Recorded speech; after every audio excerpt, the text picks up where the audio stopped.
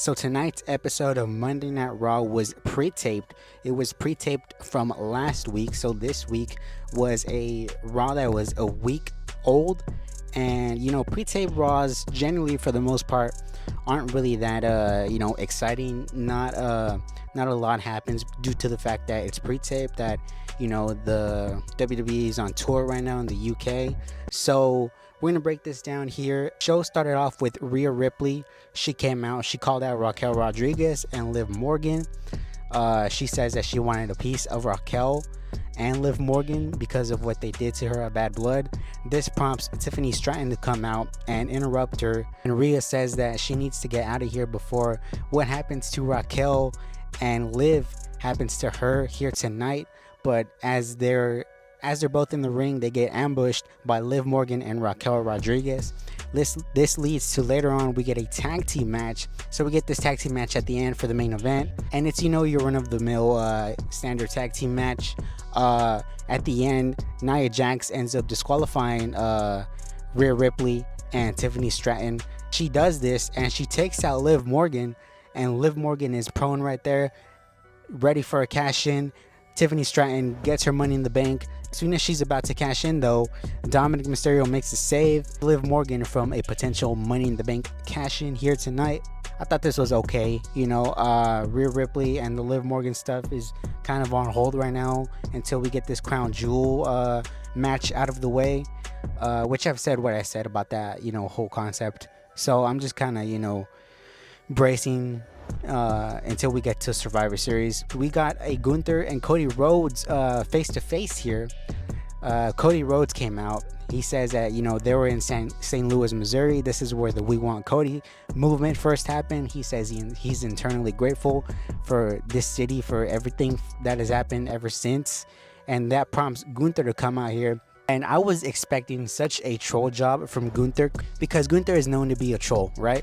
He trolled Goldberg, he trolled Brett, he's trolled everybody. And he comes out, he tells Cody, he says, listen, Cody, I typically come out here and run down my opponents, but you're the quarterback of WWE. There's not much I could really run down on you except your choice of friends, all your emotional stuff. He basically said, you're so emotional. I don't know if you can even be considered the first rate champion. He says you need to get all your emotions in check. And I'm gonna say that potentially the reason Cody ends up losing here, this match between Gunther at Crown Jewel, is because of Kevin Owens. Ultimately, there's gonna be some chicanery that happens in that match, because Cody, he said, if you've been watching SmackDown, you know that that's not what friends do or something like that. That's something that I kind of caught and heard. I was like, wait, what? And so that's why I predict that Cody's potentially going to lose, because of the fact that he's not 100% focused, the fact that Kevin Owens is always lurking around trying to I guess explain his side or whatever. I am looking forward to this match between Gunther and Cody. I think it's going to be a great match.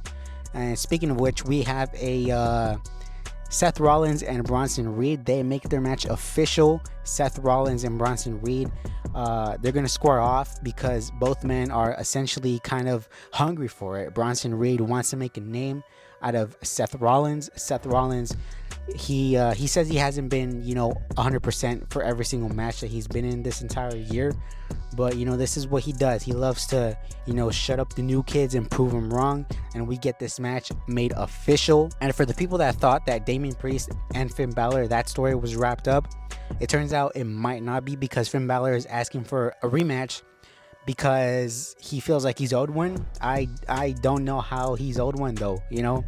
This motherfucker lost clean at Bad Blood, and he still wants a rematch. Like, I don't know. And there was a tag team tournament announced here tonight for Finn Balor and JD McDonough's titles, because they haven't been defended in a month or so. Those tag team titles are irrelevant as far as they go, but we did get that. And one last thing I want to sort of go over is the fact that we seen Jey Uso here tonight. Jey Uso and Braun Breaker will have a match next week for the IC title. We also got an explanation as to why Braun Breaker has been targeting Jey Uso, which I thought was kind of a weak reasoning. But they need a reason for him to be heel again, so why not, I guess. But Jey Uso did come face to face here tonight with Jimmy Uso. Jimmy Uso was in Jey Uso's locker room trying to potentially sway him to join the bloodline, to join back with the original tribal chief, but Jey Uso had none of it. He told to Jimmy, he said, man, you need to get up out of here. That's essentially what was going on here tonight with Jimmy and Jey. I was very shocked when we got Jimmy showing up on Raw, but I love the fact that they're gonna start to build with this, because you got like 7 or 8 weeks to sort of build the story of Jey coming back to the bloodline, and you gotta really take your time with how you're gonna tell that story on television. But overall, I thought this was a pretty okay show here tonight. Nothing crazy, but then again, it was pre-taped, so what do you expect? But let me know what you guys think down below, and until next time, I am out.